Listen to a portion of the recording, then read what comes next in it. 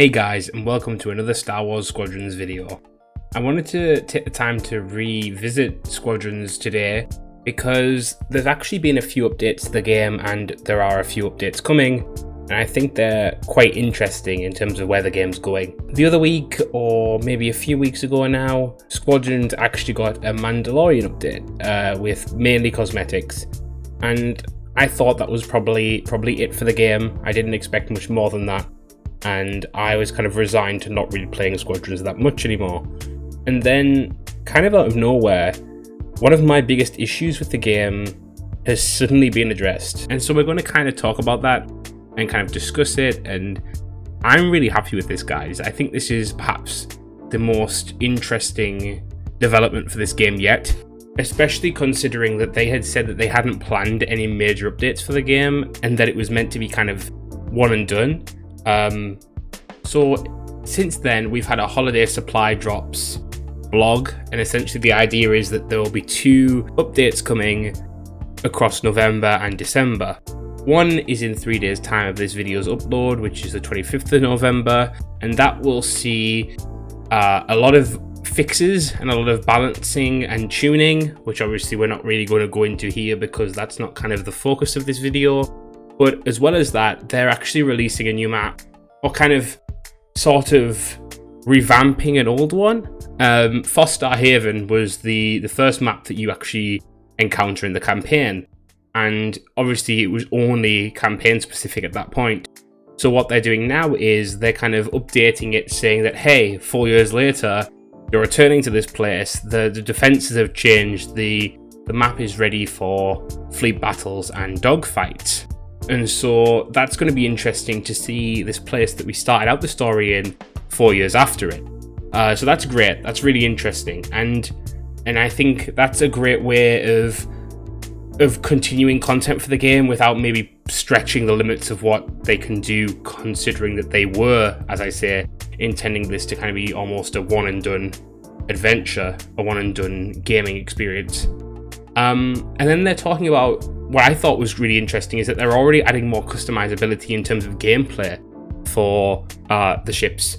So for example, fighters and bombers are going to get a component, a full boost, I think it's called. And essentially that is where you'll be able to move at a faster pace and kind of get out of those situations and kind of reassess the situation and then dive, or maybe even dive back in. You'll be able to kind of be a little bit more versatile in how you're moving. Interceptors and fighters are going to get a way of dealing with capital ship. They're going to have ion rockets, which is really cool. They're going to have this kind of be able to like kind of hit a ship as they go past and then veer off, and that's kind of very reminiscent of like movie sequences and stuff, so that's really cool. Bombers and fighters will also get prototype piercing torpedoes. They basically do less damage, but they can like bypass shields, which I think is really interesting. Again, it adds a little bit more versatility to that fleet battle. And then U-Wings and TIE Reaper, they'll be getting a new way to support with the anti-material rocket turret. Basically, it doesn't attack starfighters, but it kind of goes for flagships and like specifically parts of flagships that need to be attacked to weaken it or to damage shields, etc. and so on.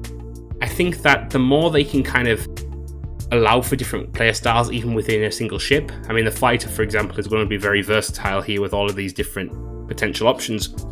I think the more that they do that, the more they allow a game that actually breeds discourse about how it's meant to be played. Maybe not how it's meant to be played, but you breed discourse about what's a good build, what's an interesting build, what's best for this circumstance versus that circumstance. And I think that just enhances the longevity of this game. So that's kind of it for the November update. The December update is admittedly a lot more interesting in that they are going to be dropping not only more bug fixes and stuff like that, they're going to be giving 2 new ships. And these ships are something that I actually discussed about in my last video of Star Wars Squadrons. These ships were ones that I queried as to why they weren't in the game from the beginning. So what we're actually getting, guys, are 2 kind of very iconic ships. The B-Wing and the TIE Defender, and I think that these are honestly the ships that are just no-brainers. These were the ships that should have been added in the game as the 5th slot from the beginning. Honestly, I think some of us were expecting this would never happen, so the fact that it is here is just nuts.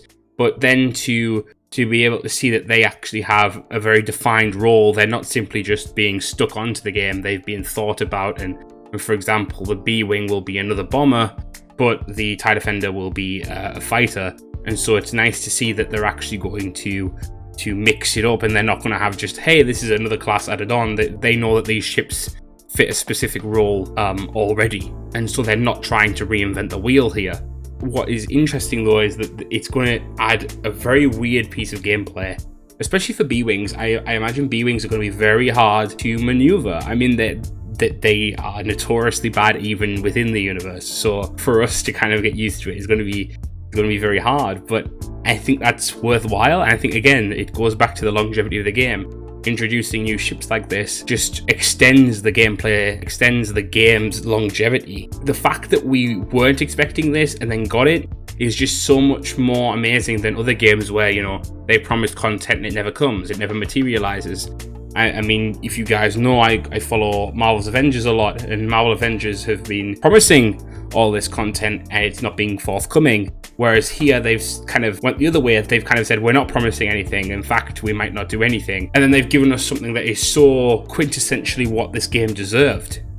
And I just think that's amazing. On top of that, they're also adding, and I think this is amazing that they're doing this, custom matches, which means we're able to kind of change how, you know, it might be modified. So we could, like, you could change capital ship health to make them harder to defeat. So you could play out like a really long-winded battle if you wanted to, or, you know, you can remove certain starfighters if you wanted, for example, for there to be no support for one reason or another. And so I think that's really interesting. I think what this really does is solidifies this game. When I talked about the game the first time, I would have said, hey, it's kind of cool to pick up, but you might not gel with it as much as you might think from the offset. Now I am kind of squarely in the field of, yeah, Squadrons is a great game.